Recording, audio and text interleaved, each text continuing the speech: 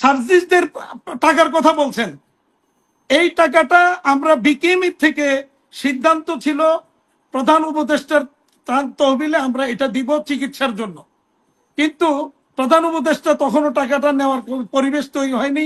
এর মধ্যে তারা আমাদেরকে রিকোয়েস্ট করলেন যে আমাদের এই এই ছেলে মেয়েদেরকে চিকিৎসার জন্য আমাদের সহযোগিতা করেন। আমরা ডেকে নিয়ে আমরা টাকাটা দিছি, আমরা অপরাধ করিনি। আমি সরি আপনাদের সাথে এতক্ষণ যে নানা তর্ক বিতর্ক হয়েছে, হতেই পারে, বাট আমি মনে করি পাটোয়ারি সাহেব যেভাবে কথা বলেছেন এটা আমাদেরকে আমাদের মান সম্মান আত্মসম্মানে আঘাত করে। কারণ আমরা আমরা কিভাবে ইন্ডাস্ট্রিটা চালাচ্ছি, কি কি কঠোর পরিশ্রম আমরা করি প্রতিদিন, আপনারা না দেখলে সেটা ইমাজিন করতে পারবেন না। সারোয়ার হোসেন সাহেব সর্বশেষ যে বক্তব্য দিলেন এবং মারুফ মল্লিক সাহেব যেটা দিলেন, তাদের অনেক কথার সাথে কিন্তু আমি একমত। কিন্তু কিছু কিছু জায়গায় যেমন মারুফ মল্লিক সাহেব যেটা বললেন যে বিলু স্ট্যান্ডার্ডে গার্মেন্টস গুলি শ্রমিকদেরকে কাজ করায়, আমি বিনীতভাবে আপনাদেরকে একটু অনুরোধ করব, আপনাদের তিনজন কি একটু আপনারা মনে হয়। এক মিনিট হাতিম ভাই, আমি একটু কারেকশন করি। আমি বলি নাই যে গার্মেন্টস এ বিলো স্ট্যান্ডার্ডে কাজ করায়, আমি যেটা বলেছি তাদেরকে যে বেতন ভাতা দেওয়া হয়, তারা যেই ধরনের জীবন যাপন করে এই এই স্লাম এরিয়াতে, তাদের জীবনটা খুব বিলো স্ট্যান্ডার্ডের, ইয়েস, ওকে, ফ্যাক্টরিতে না। না না ঠিক আছে, আমি আমি আপনার এইটারই উত্তরটা একটু দিচ্ছি, বুঝিয়ে দিচ্ছি। বাংলাদেশে 44 সেক্টর আছে সরকারের গেজেটভুক্ত, এবং এই 44 সেক্টরের মধ্যে সর্বোচ্চ বেতন মানে গেজেটভুক্ত বেতন পায় ওই ইয়ের মধ্যে আপনার স্টিল রিরোলিং মিলস আর হলো জাহাজ ভাঙ্গা, এই দুইটা ইন্ডাস্ট্রিতে বেতন বেশি পায়। কারণ ওই স্টিল রোল মিলিং এর মধ্যে আপনারা জানেন যে আগুনের মধ্যে তারা কাজ করতে হয়। এরপরে যদি, এবং সেখানে শ্রমিক কিন্তু খুব বেশি না। এরপরে হচ্ছে গার্মেন্ট সেক্টরের সর্বোচ্চ বেতন, বাকি সকল সেক্টরেই কিন্তু এর চেয়ে কম বেতন। আপনার দৃশ্য মনে আছে গত কিছুদিন আগে, বছর খানেক আগেও 25,000 টাকা বেতন করার জন্য দাবি উঠছিল। তাহলে প্রশ্নটা হচ্ছে যে বাংলাদেশের প্রত্যন্ত অঞ্চল থেকে যে লেখাপড়া জানে না, কোনো কাজ জানে না, এরকম একটা ছেলেকে বা মেয়েকে এনে আমরা কাজ শিখাচ্ছি, সেখানে 12,000 টাকা 12,500 টাকা মিনিমাম স্যালারি দিচ্ছি।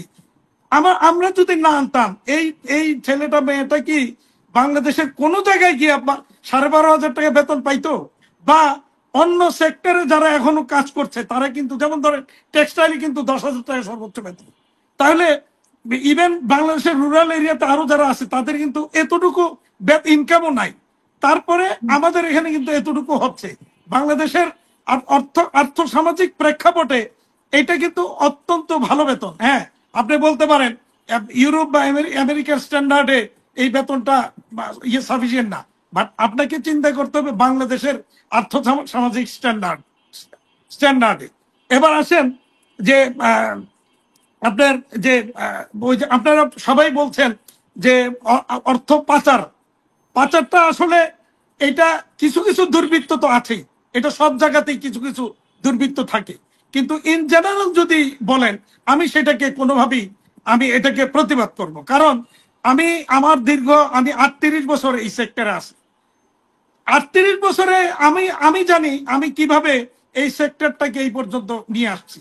এখানে আপনারা আরো কিছু কথা বলছেন যে আগের সরকারকে এই সরকার বারবার দরকার, এই কথা আমি বলেছি, আমি চ্যালেঞ্জ করলাম এই ধরনের কোনো বক্তব্য আপনারা দেখাতে পারবেন না। গত সরকারের শেষ সময়ে 21শে জুলাই যেদিন আমাদেরকে ডাকা হলো, সেদিন সকলের বক্তব্যের মধ্যে আমার কিন্তু সেখানে বক্তব্য দেওয়ার কথা না, কারণ আমি প্রেসিডেন্ট ছিলাম না, ছিল সেলিম ওসমান। কিন্তু সেদিন স্পষ্টত বলা হয়েছে যে সেলিম ওসমান সরকারের নিজস্ব লোক, তাকে বক্তব্য না দিয়ে আমাকে ডাকা হয়েছে, কারণ আমি সরকারের লোক না। এবং সেদিন যদি আপনাদের মনে থাকে, আমি এবং সৈয়দ নাসিম মঞ্জুর দুইজনই সেদিন স্রোতের বিপক্ষে শুধু আমার সেক্টরের স্বার্থে আমি কথা বলেছি। তার আগে একটু বলেছি যে আমরা সরকারের সাথে আছি, হ্যাঁ, সরকারের সাথে। আপনাকে পরিচয় করিয়ে দিতে গিয়ে সালমান এফ রহমান বলেছে যে হাতেম বিএনপির লোক, কিন্তু আমাদের কথা শুনে।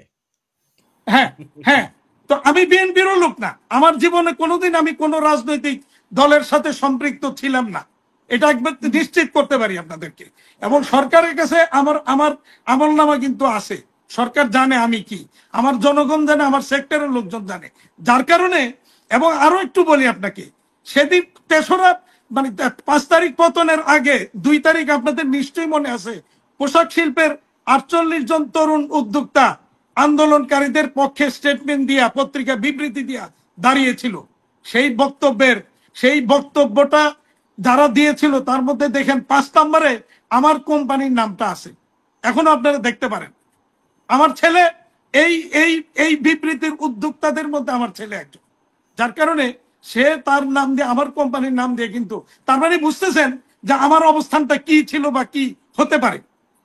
আর সার্জিসদের টাকার কথা বলছেন, এই টাকাটা আমরা বিকেএমই থেকে সিদ্ধান্ত ছিল প্রধান উপদেষ্টার ত্রাণ তহবিলে আমরা এটা দিব চিকিৎসার জন্য, কিন্তু প্রধান উপদেষ্টা তখনও টাকাটা নেওয়ার পরিবেশ তৈরি হয়নি। এর মধ্যে তারা আমাদেরকে রিকোয়েস্ট করলেন যে আমাদের এই এই ছেলে মেয়েদেরকে চিকিৎসার জন্য আমাদের সহযোগিতা করেন। আমরা ডেকে নিয়ে আমরা টাকাটা দিছি, আমরা অপরাধ করিনি। আমি মনে করি সেদিনের সেই সেই মানে যারা আমাদের আজকে 5ই আগস্টে বাংলাদেশকে দ্বিতীয়বার স্বাধীন করতে গিয়ে জীবন দিয়েছে, রক্ত রক্ত দিয়েছে, তাদের জন্য অন্তত কিছুটা আমরা ভূমিকা রাখতে পেরেছি। এই জন্য আমরা কিন্তু আমরা গর্বিত। আমরা মনে করি এদেশের মানুষ, ছাত্র জনতা যে অর্জনটা করেছে, এই অর্জনটা বিশাল একটা অর্জন, তার পাশে আমরা দাঁড়িয়েছিলাম। এই হচ্ছে আমার বক্তব্য। এরপরে আবারও বিনীত অনুরোধ আপনাদের 3 জনকে, সবাইকে অনুরোধ করব, আপনারা একদিন আসেন। আমার মনে হয় আপনাদের গার্মেন্টস সেক্টর সম্পর্কে যে আইডিয়াটা, যে ভুল ধারণাগুলি এখনো আছে, দর্জি দর্জি দর্জি না, এটা ইন্ডাস্ট্রি। কি পরিমাণ ইন্ডাস্ট্রি! আপনারা আসেন, আমার ফ্যাক্টরিতে আসেন, আমার ওখানে গিয়ে দেখবেন ডেলি 110 টন কাপড় তৈরি হয় আমার ফ্যাক্টরিতে। আপনারা বলছেন তো আমরা কাপড় তৈরি করি না, ডেলি 110 টন কাপড় তৈরি করার মানে ক্যাপাসিটি আমার ফ্যাক্টরিতে আছে। এরকম বহু ইন্ডাস্ট্রি বাংলাদেশে আছে যে আমাদের গ্রুপ যদি চিন্তা করেন, যে হন গ্রুপে কয়েকশো টন ফ্যাব্রিক্স আমাদের উৎপন্ন হয়, সকল প্রকার অ্যাক্সেসরিজ আমাদের এখানে উৎপাদন হয়, আমরা বিদেশ থেকে আমদানি করতে হয় না আমাদেরকে। আসেন, আপনাদের আসলে এখনো 30 বছর আগের ধারণাটা রয়ে গেছে। আর সারোয়ার সাহেব যেটা সর্বশেষ বললেন যে ঢাকা শহরে কেন গার্মেন্টস থাকবে, হ্যাঁ অবশ্যই ঢাকা শহরে আর গার্মেন্টস থাকার কোনো পরিস্থিতি পরিবেশ নাই, কোনো অবস্থাতেই পারমিশন দেওয়া উচিত না। আর ঢাকা, বাট একসময় কিন্তু ঢাকা শহরেই শুরু হয়েছিল, মানুষের বাসা বাড়িতে ছোট্ট করে শুরু হয়েছিল, সেখান থেকে আজকে ইন্ডাস্ট্রি বড় হয়েছে, শহরের বাইরে গিয়েছে, গাজীপুর বা নারায়ণগঞ্জ বিভিন্ন অঞ্চলে বড় বড় জায়গা নিয়ে বড় বড় আকার ইন্ডাস্ট্রি হয়েছে। আপনি আসেন, আমাদের গ্রুপের ফ্যামিলির একটা ইন্ডাস্ট্রি ভালুকাতে প্রায় 2200 বিঘা জায়গার উপরে ইন্ডাস্ট্রি, সবকিছু আছে ওখানে। আপনারা, আমি বিনীত অনুরোধ করবো একদিন আসেন, আমার আমার আমার আতিথ্য গ্রহণ করেন, আপনারা একটু দেখে যান, শ্রমিকদের সাথে কথা বলেন, তাহলে আপনারা বুঝবেন যে আজকে ইন্ডাস্ট্রি কোথায় গিয়েছে। ভাই আমি করি, আপনার দাওয়াত গ্রহণ করলাম। মারুফ ভাই তো বিদেশে থাকে, আমি আর পাটোয়ারি ভাই আসবো, কোনো অসুবিধা একটা সময় করে। Thank you very much. আপনারা এই যে ট্রান্সপোর্ট খরচে চিটাগং পোর্ট থেকে একবার আপনি ভালুকা আনবেন, আবার সেইখানে পাঠাবেন, এই যে একটা বিশাল ব্যয়, এই সম্বন্ধে তো আপনাদের সমন্বিত ভাবে একটা সিদ্ধান্ত নেওয়া উচিত। You should relocate. একসময় আলোচনা আসছিল মেঘনা এবং গোমতী ব্রিজের মাঝখানে যে জায়গাটা আছে, ওইটা যদি গার্মেন্টস পল্লী হয় মোংলার পাশে, এই ব্যাপারে সত্যিকারে যদি আমাদের দেশ পুনর্গঠন করতে চাই, ভালুকা ময়মনসিংহ থেকে না যেয়ে ওইদিকে রিলোকেট করা যায় কিনা, তাহলে আমাদের ইকোনমি এবং এই তৈলের খরচ, ট্রান্সপোর্ট খরচ অনেকখানি কমে যাবে। এই ব্যাপারে একটু আপনি মত রাখেন।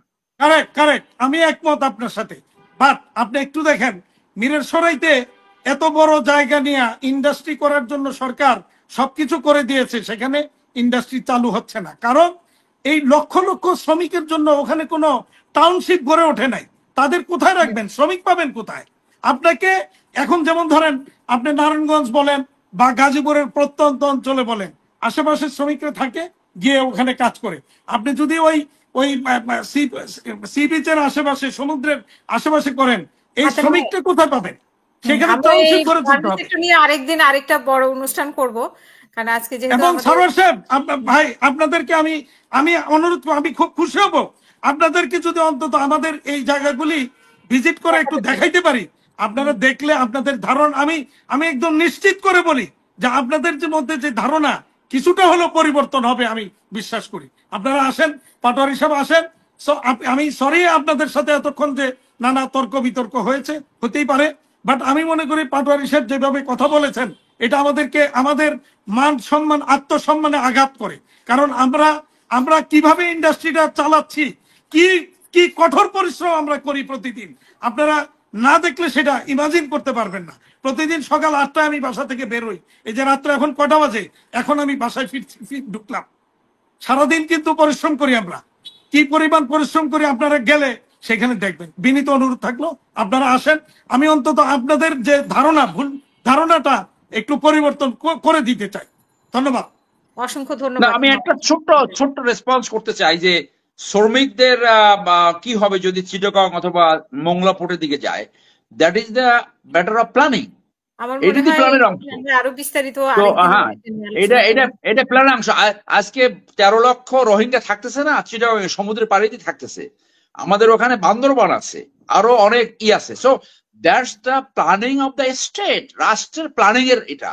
সেখানে শ্রমিকদের থাকার ডরমেটরি হবে, সেনাবাহিনীতে আপনার ইউনিভার্সিটিতে ডরমেটরি থাকে, সেনাবাহিনীতে যেরকম ব্যারাক থাকে, সেখানে এটা তো স্কুল বিষয় হবে, আলোচনার কলেজ বিষয়, হবে, আপনি বিশ্ববিদ্যালয় হবে, আমাদের সবার ভাই। পরিপূর্ণ ব্যবস্থার ভিতরে সেটা আসবে। জি বলেন। না এইটা ঠিক নিয়ে বলছেন। এক মিনিট আমি একটু বলি। আপনারা দেখেন আজকে গ্রামের প্রত্যন্ত অঞ্চল পর্যন্ত গাজীপুর, সাভার, আশুলিয়া, নারায়ণগঞ্জ, এইসব জায়গাগুলি যদি আপনারা দেখেন যে এই যে টোটাল গ্রাম অঞ্চলের যে সার্কুলার ইকোনমিটা এই গার্মেন্টস সেক্টরকে কেন্দ্র করে, দোকানপাট, মার্কেট, বাড়িঘরে ভাড়া দিয়ে মানুষের ইনকাম জেনারেট হচ্ছে। তারপরে আজকে ট্রান্সপোর্ট কোম্পানি, বীমা কোম্পানি, ব্যাংকগুলি কোনটা গার্মেন্টসকে কেন্দ্র করে চলছে না? প্রত্যেকটা ইন্ডাস্ট্রি, প্রত্যেকটা সেক্টর আজকে গার্মেন্টস এর বদলতেই কিন্তু চলছে। হ্যাঁ, গার্মেন্টস এক সময় ছোট ছিল, দর্জি ছিল, এখন আর গার্মেন্টস দর্জি নেই। আপনারা আসেন দেখলেই বুঝবেন যে গার্মেন্টস আর এখন দর্জি না, গার্মেন্টস একটা ইন্ডাস্ট্রি। বহু কিছু হয়েছে। ধন্যবাদ আপনাদের সবাইকে।